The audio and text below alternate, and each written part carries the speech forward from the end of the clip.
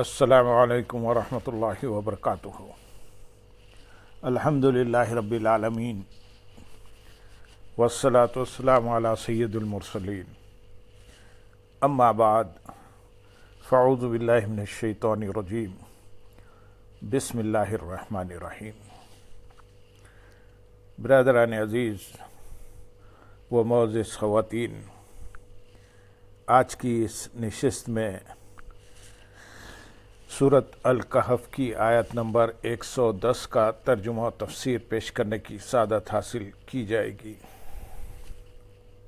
قل انما انا بشر مثلكم يوحى الي انما الهكم اله واحد فمن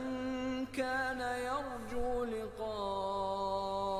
ربه فليعمل عملا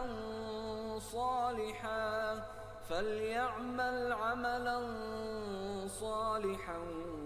ولا يشرك بعبادة ربه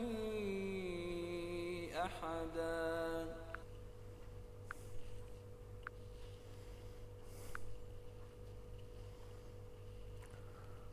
تم فرماؤ،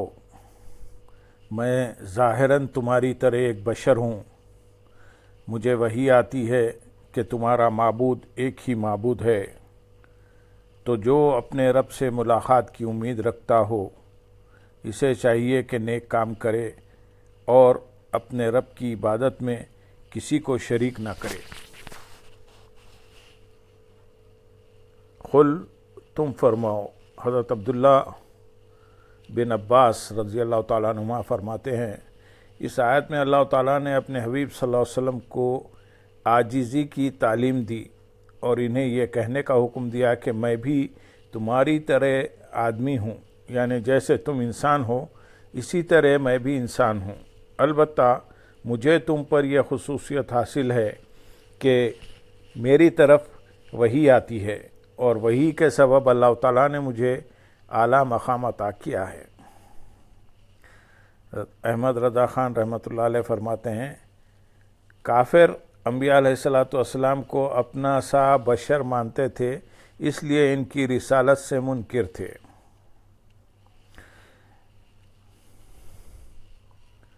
سورۃ یاسین آیت نمبر 15 میں ارشاد ہے، تم تو ہمارے جیسے آدمی ہو اور رحمان نے کوئی چیز نہیں اتاری، تم صرف جھوٹ بول رہے ہو۔ واقعی جب ان خبثاء کے نزدیک وحی نبوت باطل تھی تو انہیں اپنی سی بشریت کے سوا کیا نظر آتا، لیکن ان سے زیادہ دل کے اندھے وہ ہیں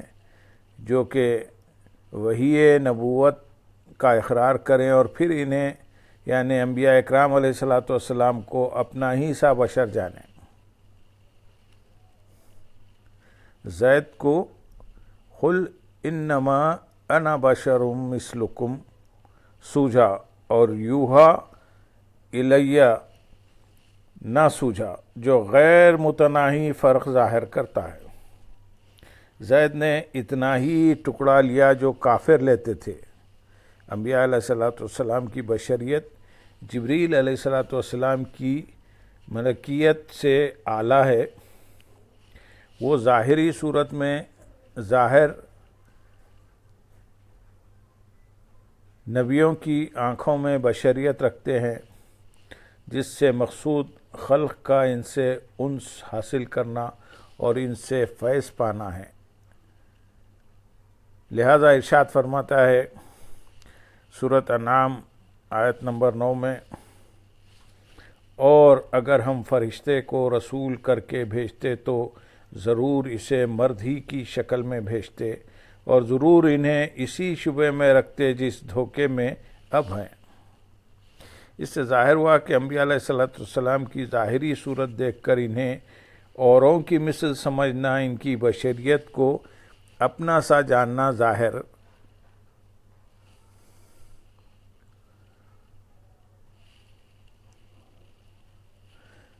کو باطنوں کا دھوکہ ہے اور یہ شیطان کے دھوکے میں پڑے ہیں۔ ان کا کھانا پینا سونا یہ افعال بشری اس لیے نہیں کہ وہ ان کے محتاج ہیں، حاشا یعنی ہرگز نہیں۔ آپ تو ارشاد فرماتے ہیں میں تمہاری طرح نہیں ہوں، میں اپنے رب کے ہاں رات بسر کرتا ہوں، وہ مجھے کھلاتا بھی ہے اور پلاتا بھی ہے، بلکہ ان کے یہ افعال بھی اقامت سنت و تعلیم امت کے لیے تھے کہ ہر بات میں طریقہ محمودہ لوگوں کو عملی طور سے دکھائیں، جیسے ان کا سہو و نسیان۔ حدیث میں ہے میں بولتا نہیں بلایا جاتا ہوں تاکہ حالت سہو میں امت کو طریقہ سنت معلوم ہو۔ عمرو نے سچ کہا کہ یہ قول انما انا بشرم مثلکم حضور اقدس صلی اللہ علیہ وسلم نے اپنی طرف سے نہ فرمایا بلکہ اس کے فرمانے پر مامور ہوئے، جس کی حکمت تعلیم تواضع و تانیث امت و صد غلو نصرانیت یعنی عاجزی کی تعلیم امت کے لیے انسیت کا حصول اور عیسائی جیسے اپنے نبی کی شان بیان کرنے میں حد سے بڑھ گئے مسلمانوں کو اس سے روکنا ہے۔ اول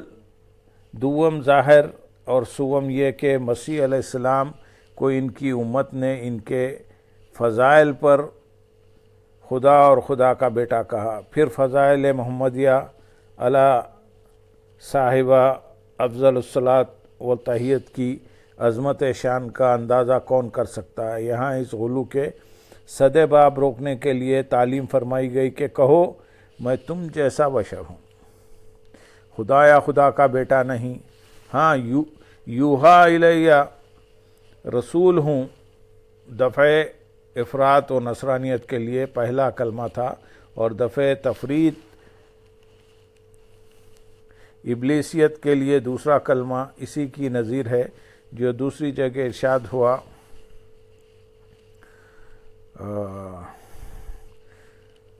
سورۃ بنی اسرائیل آیت نمبر 93 میں، تم فرما دو پاکی ہے میرے رب کو، میں خدا نہیں، میں تو انسان رسول ہوں۔ انہیں دونوں کے دفع کو کلمہ شہادت میں دونوں لفظ کریم جمع فرمائے گئے، اشہد ان محمدً عبدہ و رسولہ، میں اعلان کرتا ہوں کہ حضرت محمد صلی اللہ علیہ وسلم اللہ کے بندے اور رسول ہیں۔ بندے ہیں خدا نہیں، رسول ہیں خدا سے جدا نہیں۔ شیطانیت اس کی کہ دوسرا کلمہ امتیاز اعلیٰ چھوڑ کر پہلے کلمے تواضع پر اختصار کرے۔ مفتی نعیم الدین مراد آبادی رحمۃ اللہ علیہ فرماتے ہیں صورت خاصہ میں کوئی بھی آپ صلی اللہ علیہ وسلم کا مثل نہیں کہ اللہ تعالیٰ نے آپ صلی اللہ علیہ وسلم کو حسن و صورت میں بھی سب سے اعلیٰ و بالا کیا، اور حقیقت و روح و باطن کے اعتبار سے تو تمام انبیاء علیہ السلام اوصاف بشر سے اعلیٰ ہیں، جیسا کہ شفائے قاضی ایاز رحمۃ اللہ علیہ کی کتاب شفا میں ہے، اور شیخ عبدالحق محدث دہلوی رحمۃ اللہ علیہ نے شرح مشکات میں فرمایا کہ انبیاء علیہ السلام کے اجسام و ظواہر تو حد بشریت پر چھوڑے گئے اور ان کے ارواح و بواطین بشریت سے بالا و ملائے اعلیٰ سے متعلق ہیں۔ شاہ عبدالعزیز صاحب محدث دہلوی رحمۃ اللہ علیہ نے سورہ والضحیٰ کی تفسیر میں فرمایا کہ آپ کی بشریت کا وجود اصلاً نہ رہے اور غلبہ انوار حق آپ پر دوام حاصل ہو۔ بہرحال آپ صلی اللہ علیہ وسلم کی ذات و کمالات میں آپ کا کوئی بھی مثل نہیں۔ اس آیت کریمہ میں آپ کو اپنی ظاہری صورت بشریہ کے بیان کا اظہار تواضع کے لیے حکم فرمایا گیا۔ یہی فرمایا ہے حضرت ابن عباس رضی اللہ تعالیٰ عنہ نے۔ یہاں تاجدار رسالت صلی اللہ علیہ وسلم کو بشر کہنے سے متعلق 3 اہم باتیں یاد رکھیں۔ پہلی بات یہ کہ کسی کو جائز نہیں کہ حضور اقدس صلی اللہ علیہ وسلم کو اپنے جیسا بشر کہے، کیونکہ جو کلمات عزت و عظمت والے اصحاب عاجزی کے طور پر فرماتے ہیں، انہیں کہنا دوسروں کے لیے روا نہیں ہوتا۔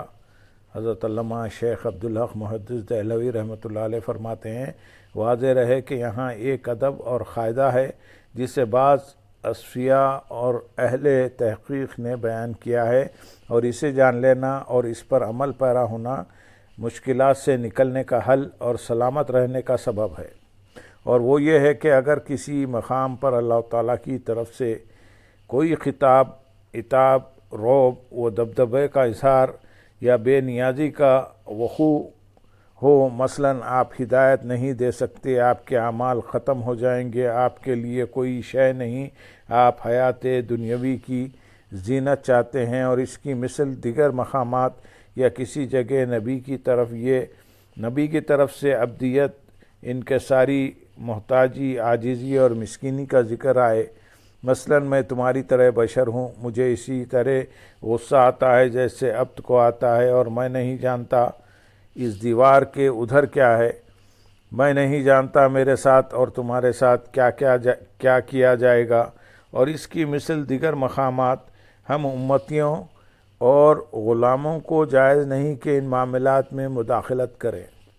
ان میں اشتراک کریں اور اسے کھیل بنائیں، بلکہ ہمیں پاس ادب کرتے ہوئے خاموشی و سکوت اور توقف کرنا لازم ہے۔ مالک کا حق ہے کہ وہ اپنے بندے سے جو چاہے فرمائے، اس پر اپنی بلندی و غلبے کا اظہار کرے۔ بندے کا بھی یہ حق ہے کہ وہ اپنے مالک کے سامنے بندگی اور عاجزی کا اظہار کرے۔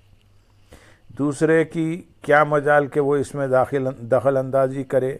اور حد ادب سے باہر نکلنے کی کوشش کرے۔ اس مقام پر بہت سے کمزور اور جاہل لوگوں کے پاؤں پھسل جاتے ہیں، جس سے وہ تباہ و برباد ہو جاتے ہیں۔ اللہ تعالیٰ محفوظ رکھنے والا اور مدد کرنے والا ہے، واللہ تعالیٰ اعلم۔ دوسری بات یہ کہ جسے اللہ تعالیٰ نے فضائل جلیلہ اور مراتب رفیع عطا فرمائے ہوں، اس کے ان فضائل و مراتب کا ذکر چھوڑ کر اسے عام و وصف سے اس کا ذکر کرنا جو ہر خاص و عام میں پایا جائے، ان کمالات کو نہ ماننے کی طرف اشارہ کرتا ہے۔ اس لیے سلامتی اسی میں ہے کہ فضیلت و مرتبے پر فائز ہستی کا ذکر اس کے فضائل اور ان اوصاف کے ساتھ کیا جائے جن کی وجہ سے وہ دوسروں سے ممتاز ہے، اور یہی نبی کریم صلی اللہ علیہ وسلم اور صحابہ کرام رضی اللہ تعالیٰ عنہ کا طریقہ ہے۔ جیسا کہ حضرت ابو ہریرہ رضی اللہ تعالیٰ عنہ فرماتے ہیں، تاجدار رسالت صلی اللہ علیہ وسلم قبرستان میں تشریف لے گئے تو آپ صلی اللہ علیہ وسلم نے فرمایا، السلام علیکم دار قوم مومنین، بے شک اگر اللہ نے چاہا تو ہم تم سے ملنے والے ہیں، میری خواہش ہے کہ ہم اپنے دینی بھائیوں کو دیکھیں۔ صحابہ کرام رضی اللہ عنہ نے عرض کیا، رسول اللہ صلی اللہ علیہ وسلم کیا ہم آپ کے دینی بھائی نہیں؟ ارشاد فرمایا، دینی بھائی ہونے کے ساتھ تمہاری خصوصیت یہ ہے کہ تم میرے صحابہ ہو، اور ہمارے صرف دینی بھائی وہ ہیں جو ابھی تک نہیں آئے۔ اسی طرح حضرت عبداللہ بن مسعود رضی اللہ تعالیٰ عنہ نے فرمایا، جب تم رسول کریم صلی اللہ علیہ وسلم پر درود بھیجا کرو تو اچھی طرح بھیجا کرو، تمہیں کیا پتہ کہ شاید وہ حضور پر نور صلی اللہ علیہ وسلم کے سامنے پیش کیا جاتا ہو۔ لوگوں نے عرض کی تو ہمیں سکھا دیجئے۔ آپ نے فرمایا، یوں پڑھا کرو، اللہم اجعل صلاتک و رحمتک و برکاتک علی سید المرسلین و امام المتقین و خاتم النبیین محمد عبدک و رسولک امام الخیر۔ اور حضور پر نور صلی اللہ علیہ وسلم کو بشر کہنے میں راہ سلامت یہ ہے کہ نہ تو آپ کی بشریت کا مطلقاً انکار کیا جائے اور نہ ہی کسی امتیازی وصف کے بغیر آپ کی بشریت کا ذکر کیا جائے، بلکہ جب حضور اقدس صلی اللہ علیہ وسلم کی بشریت کا ذکر کیا جائے تو آپ صلی اللہ علیہ وسلم کو افضل البشر یا سید البشر کہا جائے، یا یوں کہا جائے کہ آپ کی ظاہری صورت بشری ہے اور باطنی حقیقت بشریت سے اعلیٰ ہے۔ احمد رضا خان رحمۃ اللہ علیہ فرماتے ہیں جو یہ کہے کہ رسول اللہ صلی اللہ علیہ وسلم کی صورت ظاہری بشری ہے اور حقیقت باطنی بشریت سے ارفع و اعلیٰ ہے، یا یہ کہے کہ حضور اوروں کی مثل بشر نہیں، وہ سچ کہتا ہے، اور جو مطلقاً حضور سے بشریت کی نفی کرے وہ کافر ہے۔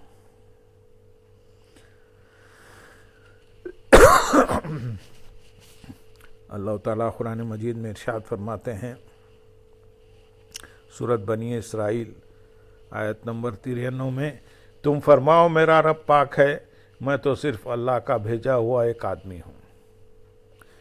تیسری بات یہ کہ قرآن کریم میں جا بجا کفار کا طریقہ بتایا گیا ہے کہ وہ انبیاء اکرام علیہ السلام کو اپنے جیسا بشر کہتے تھے، اور اسی سے وہ گمراہی میں مبتلا ہوئے۔ لہٰذا جس مسلمان کے دل میں سید المرسلین صلی اللہ علیہ وسلم سے محبت کیے ادنا رمق بھی باقی ہے، اس پر لازم ہے کہ وہ کفار کا طریقہ اختیار کرنے سے بچے اور حضور پرنور صلی اللہ علیہ وسلم کو اپنے جیسا بشر سمجھ کر گمراہوں کی صف میں داخل ہونے کی کوشش نہ کرے۔ تمہارا معبود ایک ہی معبود ہے، یعنی مجھے وحی آتی ہے کہ تمہارا معبود ایک ہی معبود ہے، اس کا کوئی شریک نہیں، تو جو اپنے رب عزوجل سے ملاقات کی امید رکھتا ہو اسے چاہیے کہ نیک کام کرے اور اپنے رب عزوجل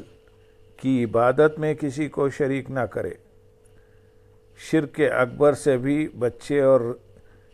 اور ریا سے بھی جس کو شرک اصغر کہتے ہیں۔ موضوع کی مناسبت سے یہاں ریاکاری کی مذمت پر چند احادیث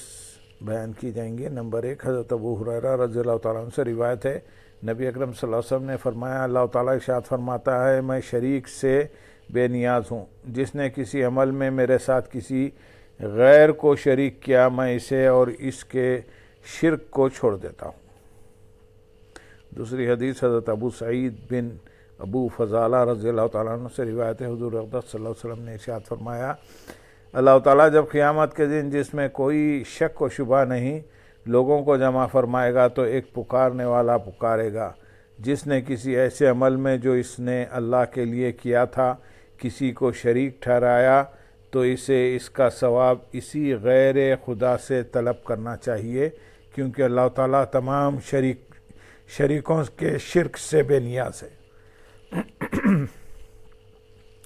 تیسری حدیث حضرت محمود بن لبید رضی اللہ تعالیٰ عنہ سے روایت ہے، رسول کریم صلی اللہ علیہ وسلم نے ارشاد فرمایا، قیامت کے دن جب اللہ عز و جل بندوں کو ان کے اعمال کا بدلہ دے گا تو ریاکاروں سے فرمائے گا، ان کے پاس جاؤ جنہیں دکھانے کے لیے تم دنیا میں عمل کیا کرتے تھے، اور دیکھو کیا تم ان کے پاس کوئی بدلہ یا بھلائی پاتے ہو۔ چوتھی اور آخری حدیث حضرت ابو ہریرہ رضی اللہ تعالیٰ عنہ سے روایت ہے، رسول کریم صلی اللہ علیہ وسلم نے ارشاد فرمایا،